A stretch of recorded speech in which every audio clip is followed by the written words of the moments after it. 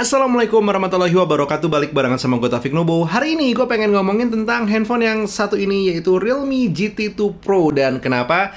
Ini adalah handphone yang sangat mudah gue rekomendasikan kalau lo lagi mencari the best of the bestnya satu buah handphone dari Realme. Yes, it lives up to the expectation. Sebelumnya, kenalin dulu, nama gue adalah Taufik Nubo. Halo, dan emang gue biasa bikin video seputaran teknologi, lifestyle tech, dan juga tech thoughts. If you're into that kind of video, please do consider klik tombol subscribe dan nyalakan notifikasi untuk semua aktivitas dari channel ini. Dan disclaimer, Realme GT2 Pro yang gue pegang saat ini memang diberikan oleh Realme Indonesia ke gue untuk gue coba dan gue bikin videonya dalam jangka waktu kurang lebih 7 hari setelah launching. Jadi ya selama masa PO-nya lah. Dan apakah itu berarti Realme mengkontrol omongan gue? Jawabannya adalah tidak. Tapi emang harus gue bilang kalau selama masa penggunaan gue dengan handphone ini, gue mulai hari ke harinya bertambah suka dengan si Realme GT2 Pro. Cause for the first time, gue merasa Realme all out banget untuk ngeluarin satu buah handphone. Walaupun bukan berarti tanpa kompromi. Nah, si Realme GT2 Pro ini sendiri adalah satu buah handphone yang keluar dengan harga resminya itu 9.999.000. Tapi selama masa PO, seperti saat video ini dirilis, lo bisa membelinya dengan harga 9.499.000. Secara internalnya, Realme GT2 Pro ini sudah menggunakan chipset terbarunya Snapdragon, yaitu Snapdragon 8 Gen 1, berpadu dengan RAM yang gue pegang ini 12GB dengan storage 256GB. Dan untuk future proof, Realme juga menyertakan RAM expansion up to 7GB untuk Realme GT2 Pro. Untuk panel layarnya, Realme menggunakan AMOLED dengan refresh rate 120Hz, ukuran 6,7 inci, dan menggunakan teknologi LTPO2 yang berarti refresh rate-nya dynamic dari 1 sampai 120Hz dengan tingkat kecerahan up to 1400 nits. Untuk perlindungannya, secara layar dia menggunakan teknologi Corning Gorilla Glass Victus. Memiliki besaran baterai 5000 mAh dan sudah support Super Dot Fast Charging 65W, memiliki teknologi wireless Wi-Fi 6 dan juga Bluetooth 5.2 dengan tipe koneksi USB Type-C masih di USB 2.0.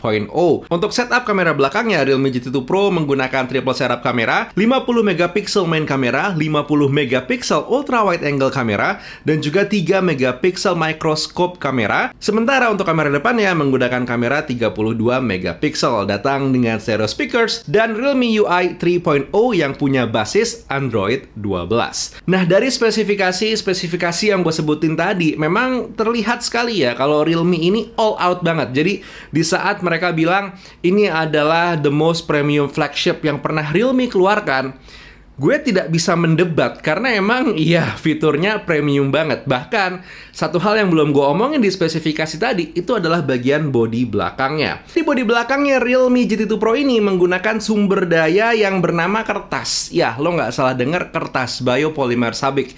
Jadi dia ini bisa mengurangi emisi karbon up to 35,5% untuk proses pembuatannya. Dan nggak berhenti di situ. Bahkan untuk kemasannya pun Realme hanya menggunakan bagian plastik itu cuma 0,3% aja. Jadi emang bener-bener mereka komit banget untuk bikin satu buah handphone yang peduli lingkungan tanpa menghilangkan batok charger. Nah, masih ngomongin bagian bodi belakang ya, si Realme GT2 Pro ini, dia datang dengan dua warna di Indonesia gitu ya. Ada yang warna putih dan desainnya ini total terinspirasi dari kertas. Emang jadi ada garetan-garetan kertas di sini.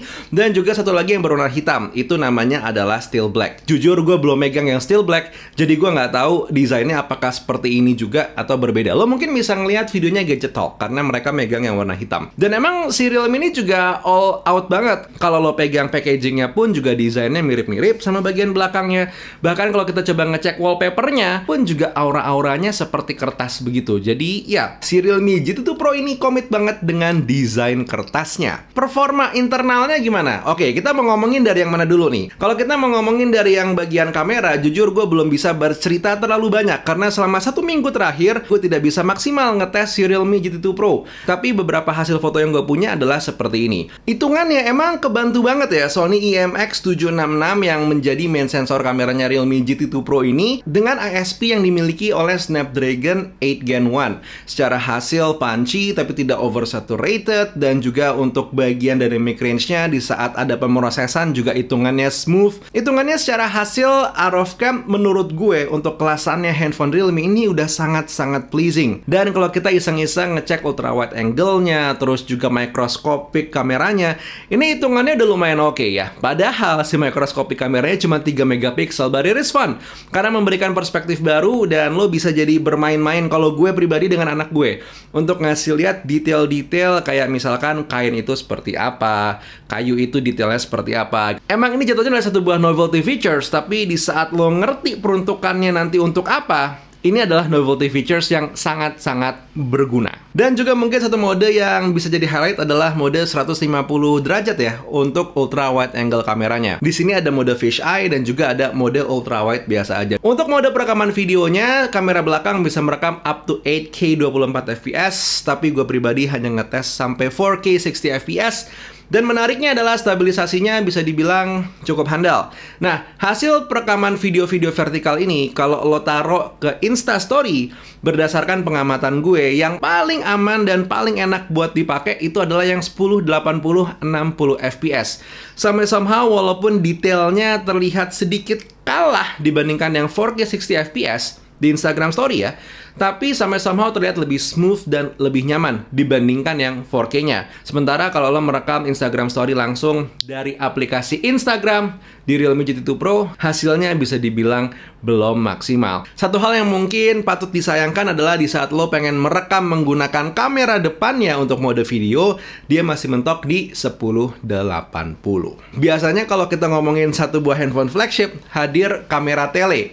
Tapi di Realme GT2 Pro tidak hadir kamera tele. Alasannya kenapa? Ada dua alasan yang dikemukakan oleh Realme. Yang pertama itu adalah masalah desain. Nantinya dia tidak bisa bikin desain yang tipis 8,1 mm seperti ini. Itu yang pertama.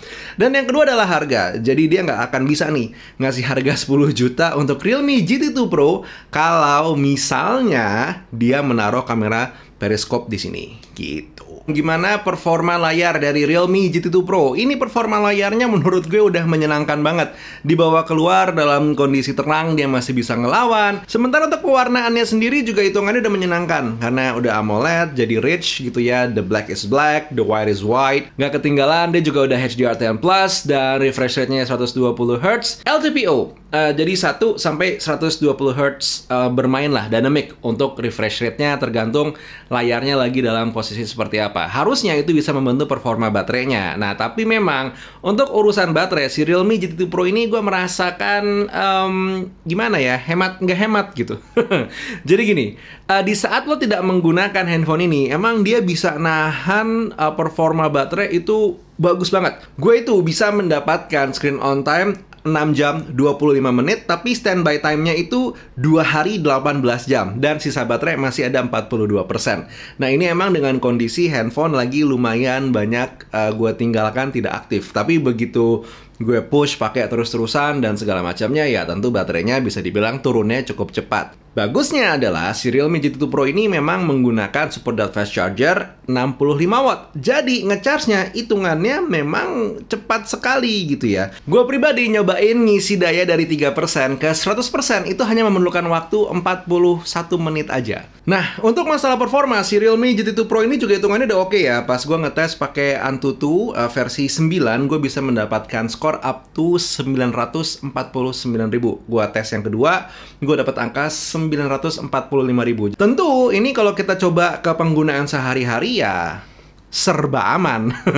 Iyalah, angkanya udah tinggi gitu kan. Lagian juga lo pakai handphone buat apa sih hitungannya gitu kan? Buka sosial media, WhatsAppan dan segala macamnya. Tidak ada masalah. Dan kalau gue coba main game, karena gue hanya seorang casual gamer, mainnya cuma menggunakan apa namanya Call of Duty Mobile aja, dia bisa bertahan dengan sangat aman ya. Frame rate-nya itu masih nahan di angka 59 dengan settingan grafik paling tinggi, plus juga refresh rate-nya paling tinggi. Tapi tentu kalau kita ngomongin masalah performa, kita nggak cuma ngomongin Antutu, kita nggak cuma ngomongin social media, dan juga nggak ngomongin gaming.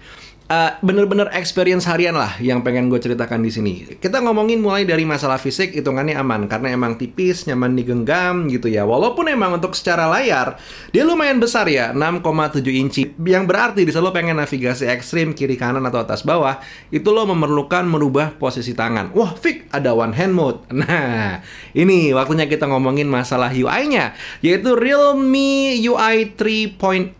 Dimana menurut gue sebenarnya Realme ini dengan Realme UI-nya udah mencoba memberikan experience yang hitungannya lumayan bagus lah. Jadi gue pribadi gitu ya, emang suka sama Realme UI. Walau gue nggak bisa bilang mereka sempurna. Contohnya ya si One Hand Mode tadi. Nih, kalau misalnya gue coba mengaktifkan One Hand Mode dengan mode gesture seperti ini, gue tinggal swipe ke bawah di bagian garis bawah layar gitu ya.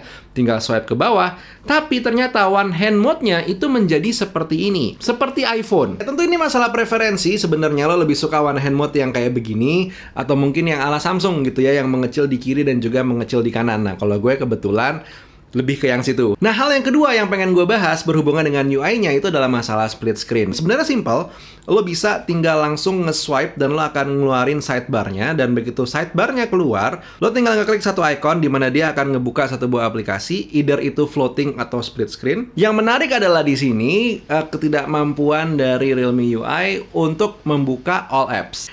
Jadi lo harus menambah dulu nih shortcut aplikasi-aplikasi apa aja yang pengen lo buka secara berbarengan. Ngerti gue? Tidak semua aplikasi di handphone lo pengen lo buka berbarengan. Tapi memiliki keluasan untuk membuka all apps itu adalah satu buah keluasan yang menyenangkan. So yeah, a little bit improvement yang mungkin nantinya bisa dilakukan oleh Realme. Now by the end of the day, pertanyaan itu simple banget. Worth it nggak nih, Vic, dibeli? Gini, kita akan coba jawab secara simple aja. Realme fans? Beli. Pengen punya handphone flagship dengan Snapdragon 8 Gen 1 tapi harganya mentok 10 juta? Beli. Punya uang sampai 15 juta pengen cari handphone flagship? Bisa lihat ke kiri kanan karena ada 1-2 hal yang dimiliki oleh flagship belasan juta itu tapi tidak dimiliki oleh Realme. Fair enough lah ya, karena emang untuk harga 10 juta di saat gue bikin video ini, this is the best option that you can get. Tapi lebih 2-3 juta aja, lo udah bisa tuh ngider-ngider lihat kiri kanan, merek sebelah, atau mungkin juga bahkan OS sebelah untuk menemukan yang mungkin lebih cocok dengan preferensi lo. Tapi di sisi lain, dengan harga 10 juta lo dapetin chipset terbaik, charging time yang cepat, performa baterai yang hitungannya lumayan oke, kamera utama yang hitungannya udah cakep, kamera-kamera gimmick seperti ultra wide angle yang juga menyenangkan, dan juga ada microscopic lens pula gitu ya. Dan gak ketinggalan, di harga 10 juta pula lo bisa mendapatkan chargeran. Tidak seperti handphone-handphone lain yang bahkan 6 juta pun juga belum dapat chargeran. Basically that was the video for today. Kita ngomongin si Realme GT2 Pro. Semoga enough value ya untuk lo bisa meyakinkan diri apakah ini handphone lo berikutnya atau tidak. Tulis dong di kolom komentar, tertarik apa enggak sama handphone ini. Buat sekarang Taufik undur diri dulu. Kita ketemu di video berikutnya. Assalamualaikum warahmatullahi wabarakatuh. Skadush.